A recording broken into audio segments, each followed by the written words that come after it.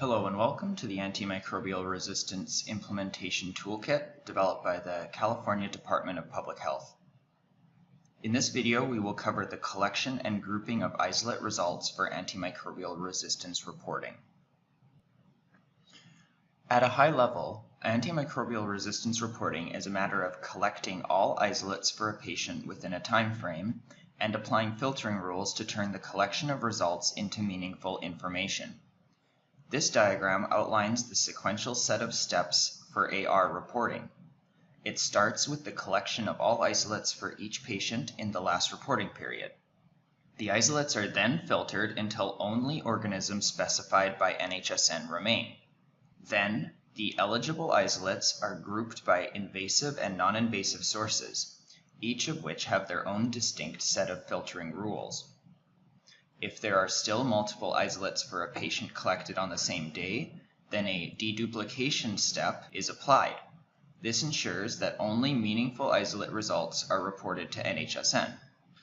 In this video, we're going to focus on the collection and organization of the isolates.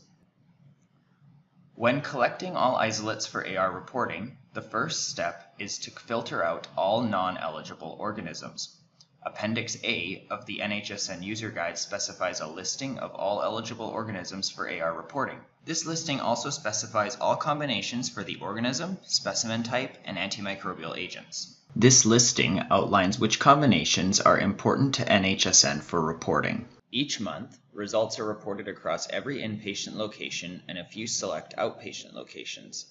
These outpatient locations include the emergency department, pediatric emergency department, and the 24-hour observation room.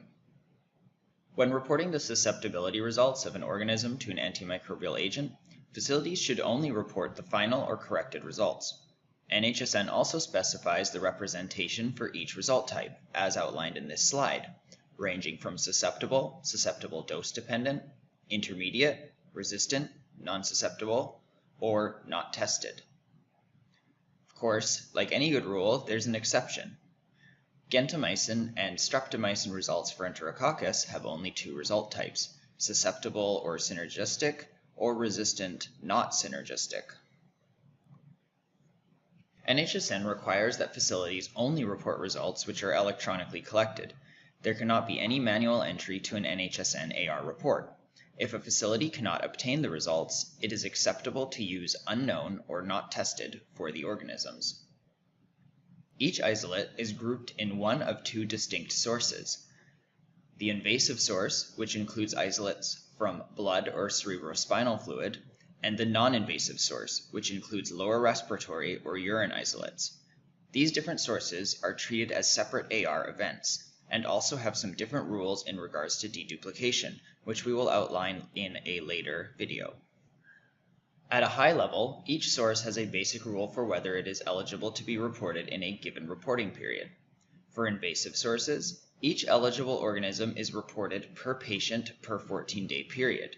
This 14-day period has a few steps we will cover and is referred by NHSN as the 14-day rule. For non-invasive sources, each eligible organism is reported once per patient per month.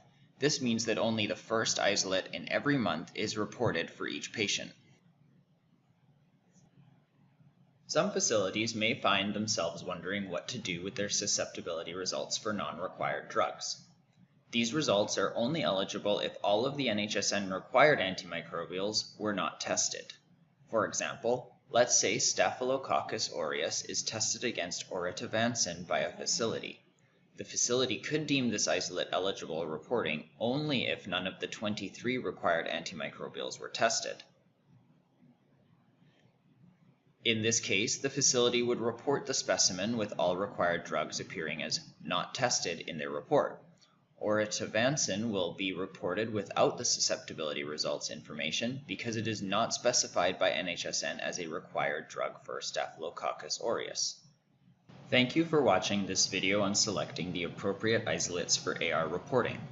Please check out our other videos on AR reporting, including a walkthrough for invasive isolates, a walkthrough for non-invasive isolates, deduplication scenarios, and a high-level overview of AR reporting.